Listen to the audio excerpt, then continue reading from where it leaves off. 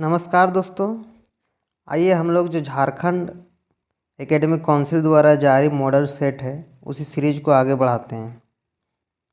आज साइंस का model set second दूसरा मॉडल सेट के विषय में डिस्कशन करते हैं। तो आइए पहला क्वेश्चन देखते हैं। यहाँ है, यदि किसी अवतल दर्पण की फोकस दूरी f तथा वक्रता त्रिज्या r है, फोकस दूरी f तथा वक्रता त्रिज्या r है, तो ऑप्शन है r बराबर होगा f/2, बी नंबर में f बराबर होगा r/2। तो हम लोग जानते हैं कि जो r होता है वो फोकस का दुगुना होता है, तो यहाँ सही आंसर होगा f बराबर r/2। मतलब जो फोकस दूरी होता है वो r का आधा होता है। नेक्स्ट क्वेश्चन देखते हैं, प्रकाश के परावर्तन के कितने नियम हैं। तो कल हम लोग इस क्वेश्चन को कल भी देखे थे। प्रकाश के परावर्तन के 2 नियम हैं। समतल दर्पण द्वारा बना प्रतिबिंब हमेशा होता है, समतल दर्पण जो प्रतिबिंब बनता है हमेशा आभासी मतलब काल्पनिक होता है। वाहनों के पाश दृश्य दर्पण के रूप में किस दर्पण का उपयोग किया जाता है। तो पाश दृश्य दर्पण मतलब साइड मिरर के रूप में जो दर्पण का प्रयोग किया जाता है उसे कहते हैं उत्तल दर्पण। उत्तल दर्पण का प्रयोग होता है साइड मिरर के रूप में।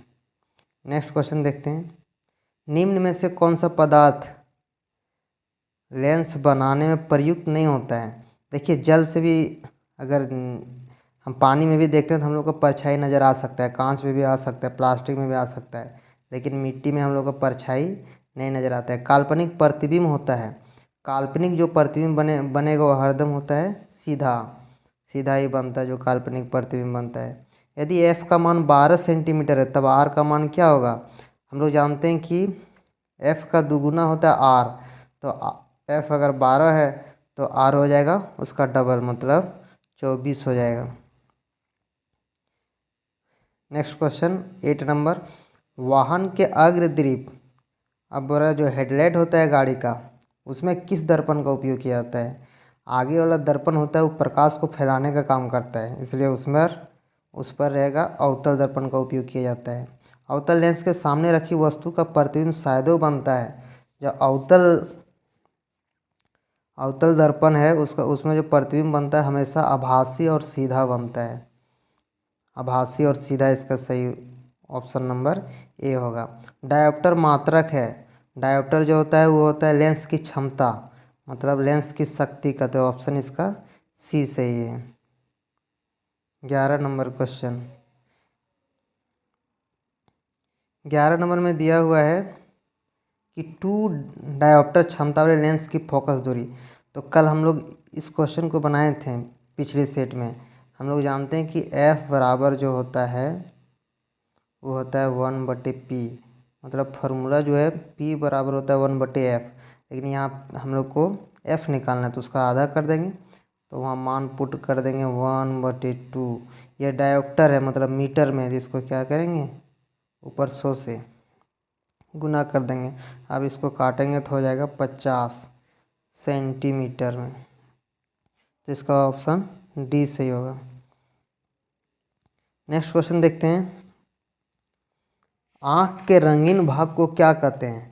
आँख के जो रंगीन भाग है उसको आइरिस भी बोलते हैं, परितारिका, दोनों का नाम सेम है, लेकिन यहाँ ऑप्शन में दोनों दे दिया है तो आप इसमें भी लगा सकते हैं, इसमें भी, दोनों का नाम आइरिस और परितारिका दोनों सेम चीज़ है।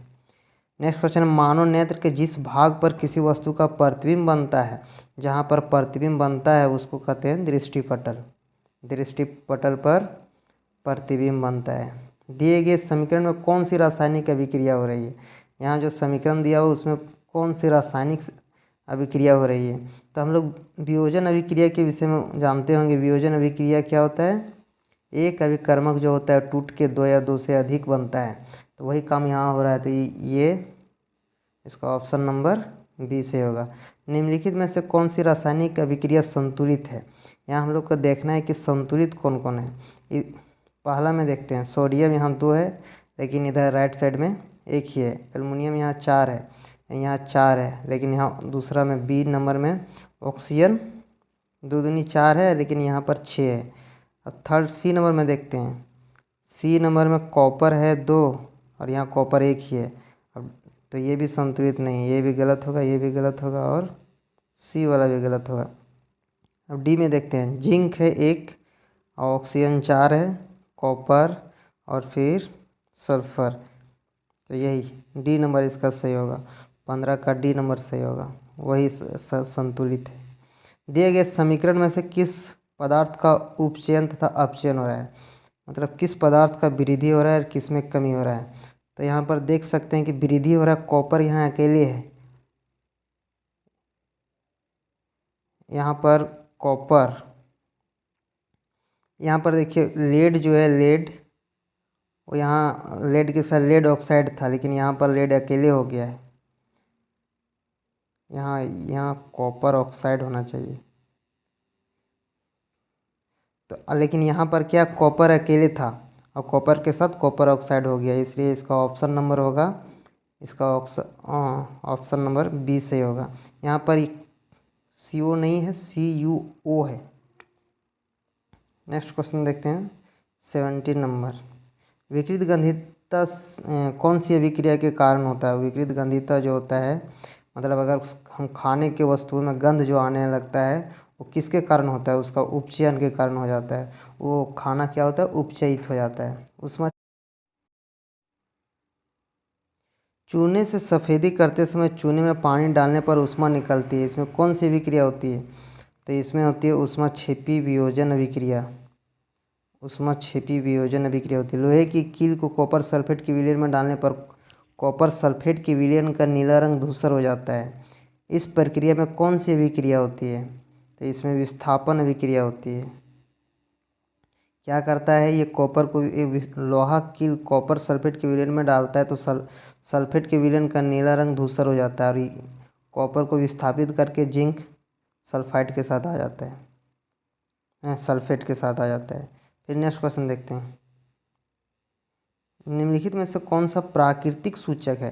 तो प्राकृतिक सूचक इसमें मिथाइल ऑरेंज, फिनोल्फथेलिन और लिटमस, मिथाइल रेड, इसमें लिटमस जो है वो प्राकृतिक सूचक है। निम्नलिखित में से किस पदार्थ में लिटमस पर डालने पर वह लाल नहीं होगा। हम लोग जानते हैं कि जो अम्लीय पदार्थ होता है वो क्या करता है, नीला को लाल कर देता है। तो यहाँ हाइड्रोक्लोरिक अम्ल, ये भी अम्ल है, ये भी अम्ल है, ये भी अम्ल है, ये नाइट्रिक अम्ल है और ये इथेनोइक अम्ल है, लेकिन ये है जो अम्लीय पदार्थ नहीं है।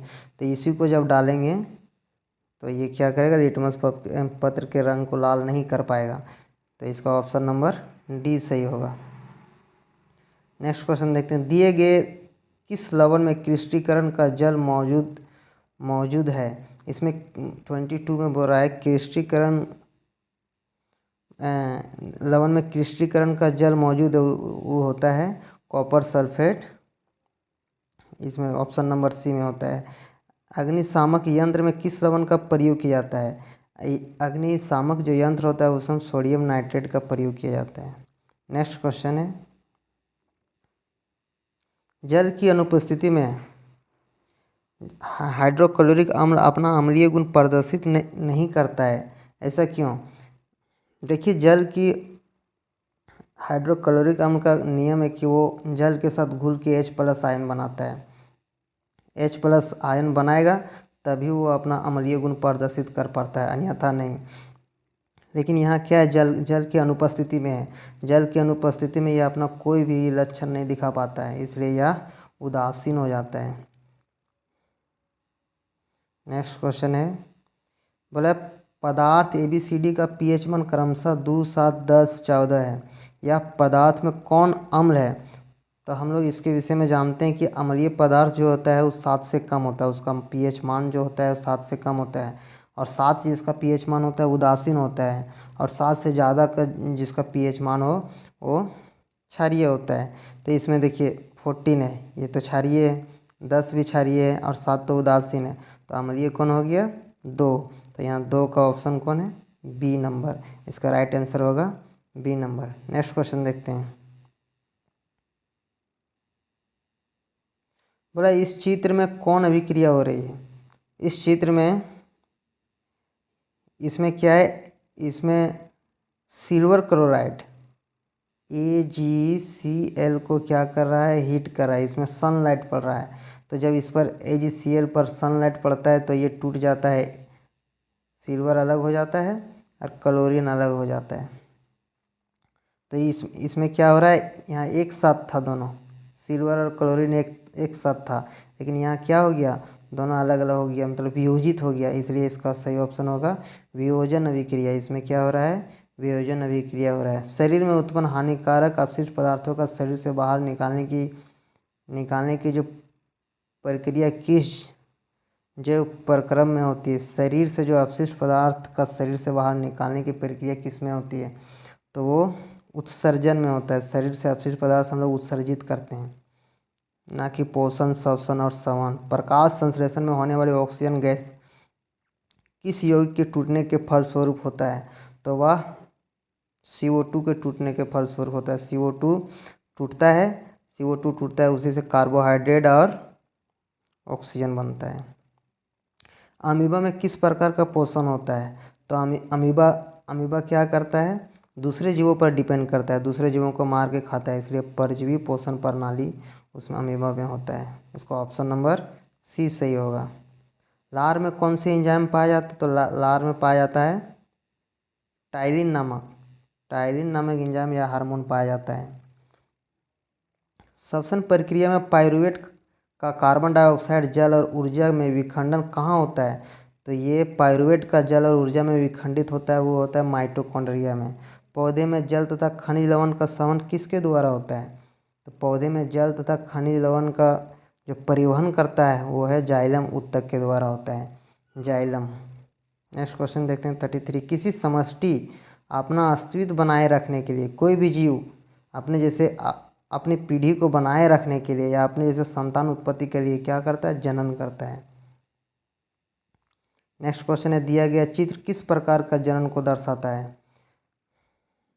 तो हम चित्र में देख सकते हैं क्या कर रहा है, ये इसमें या पुनरुद्भवन को दर्शा रहा है, तो इसका option number D. Next question देखते हैं, परागकण का एक पुष्प से दूसरे पुष्प पर हस्तांतरित होना क्या कराता है। परागन का जब एक पुष्प से दूसरे पुष्प में परिवर्तित होता है तो उसे पर परागन कहते हैं। पर परागन, यहाँ सिर्फ परागन लिख दिया है, लेकिन ऑप्शन आंसर होना चाहिए पर परागन। क्या कि जब एक पेड़ का जो परागकण है उसी पेड़ के परागकोश तक जाता है तो स्वपरागन होता है, लेकिन जब एक पेड़ का परागन दूसरे किसी और पौधे के परागकोश तक जाता है तो उसे पर परागन कहते हैं। इसलिए यहाँ ऑप्शन हो जाएगा इसका बी, यहाँ होना चाहिए पर परागन। भ्रूण को माँ के गर्भाशय के किस भाग से पोषण मिलता है, तो भ्रूण को जब भ्रूण में रहता है, जब गर्भाशय में बच्चा भ्रूण के रूप में रहता है, उसमें उसको अंडाशय से भोजन मिलता है। एक उत्तम ऊर्जा के स्रोत की क्या विशेषताएं हैं, एक उत्तम जो ऊर्जा स्रोत उसकी क्या विशेषता होना चाहिए, क्या उसमें खूबी होना चाहिए, वह तेज़ी से जलता हो, मतलब कहीं भी आग पकड़ जाए ऐसा तो नहीं होना चाहिए, उसमें स्वयं आग लग जाए ये भी नहीं होना चाहिए, वह महंगा हो ये भी नहीं होना चाहिए, लेकिन वह प्रति एकांक द्रव्यमान अधिक कार्य करे, मतलब कम मात्रा में अधिक ऊर्जा प्रदान करे, तो वह उत्तम ऊर्जा स्रोत का गुण होता है। नेक्स्ट है, पवन ऊर्जा का उपयोग करने के लिए पवन की चाल कम से कम कितनी होनी चाहिए, तो पवन ऊर्जा मतलब जो उसका डायना होता है उसको घूमने के लिए, पंखे को घूमने के लिए कम से कम होना चाहिए 15 किलोमीटर पर आवर के स्पीड से पंखा घूमना चाहिए, तभी हम लोग पवन ऊर्जा का उपयोग वहाँ पर पवन ऊर्जा से बिजली प्राप्त किया जा सकता है। निम्नलिखित में से कौन समाप्त ऊर्जा स्रोत है, समाप्त मतलब जो समाप्त हो जाए, ऐसा कौन ऊर्जा स्रोत है, सौर ऊर्जा तो प्रचुर मात्रा में भरा हुआ है। नाभिकीय ऊर्जा भी नहीं खत्म होगा, ज्वारीय ऊर्जा भी नहीं खत्म हो सकता, लेकिन कोयला ऐसा है, ऊर्जा स्रोत कोयला ऐसा है जो खत्म हो जाएगा। परागकोश में क्या होता है, परागकोश में परागकण होता है। तो धन्यवाद दोस्तों वीडियो में अंत तक बने रहने के लिए, लेकिन जाते समय अगर आप हमारे वीडियो को या फिर चैनल को सब्सक्राइब नहीं किए हैं या वीडियो को लाइक नहीं किए हैं तो कृपया लाइक और सब्सक्राइब कर दें। इसी तरह हम लोग का सीरीज़ चलते रहेगा, सारा मॉडल सेट एक एक करके हम लोग बनाते रहेंगे और साथ ही साथ थ्योरी क्लास का भी हम लोग ख़त्म करेंगे धीरे धीरे। धन्यवाद।